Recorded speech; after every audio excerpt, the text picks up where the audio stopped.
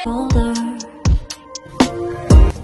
guys, tahukah kalian apa itu demokrasi? Berikut akan saya jelaskan.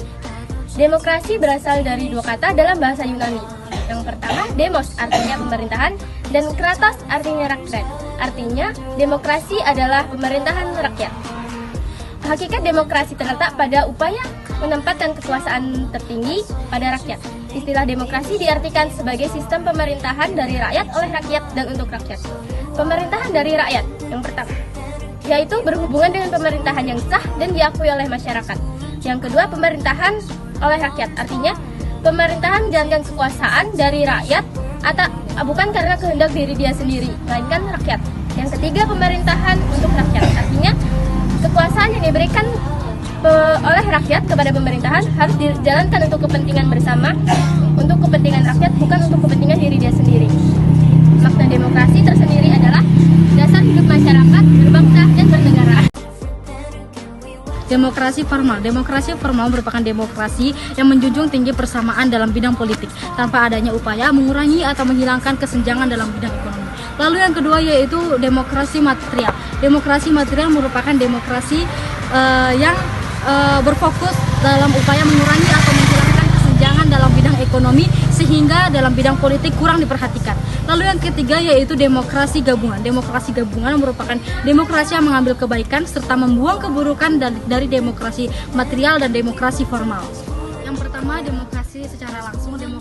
Demokrasi secara langsung merupakan demokrasi yang mengikut sertakan rakyat secara langsung dalam memilih kepentingan negara.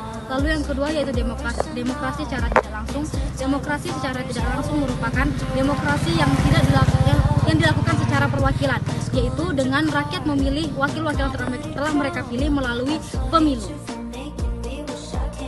Berikutnya saya akan menjelaskan tentang prinsip-prinsip demokrasi, terbagi menjadi 3. Yang pertama, pemerintah berdasarkan hukum, yaitu undang-undang merupakan batas penggunaan kekuasaan. Yang kedua, pembagian kekuasaan, yaitu untuk mewujudkan raw. Yang ketiga, peradilan yang bebas, artinya perdagangan yang tidak dipengaruhi oleh kekuasaan. Selanjutnya yang B. Yang B yaitu terkait dengan prinsip demokrasi di Indonesia dan juga periodisasi masa pemerintahan di Indonesia. Terkait dengan prinsip demokrasi di Indonesia, pada dasarnya di Indonesia memegang prinsip yaitu tentang Pancasila keempat, yang mana Pancasila keempat yang berbunyi kerakyatan dipimpin oleh hikmat kebijaksanaan dalam pemusyawaratan perwakilan. Selain daripada itu juga demokrasi di Indonesia itu juga memegang demokrasi yang berkedaulatan rakyat, demokrasi yang berketuhanan yang maha esa, dan juga demokrasi yang memegang hak asasi manusia. Selanjutnya yaitu terkait dengan periodisasi masa pemerintahan di Indonesia. Yang pertama yaitu pada masa pemerintahan tahun 1945 sampai dengan tahun 1950. Pada masa ini ditandai adanya yaitu sidang BPUPKI, yang mana sidang tersebut menunjukkan bahwa semangat para pendiri bangsa untuk mendirikan sebuah negara itu sangat luar biasa untuk mendirikan sebuah negara. Selanjutnya pada tahun 1950 sampai dengan tahun 1959.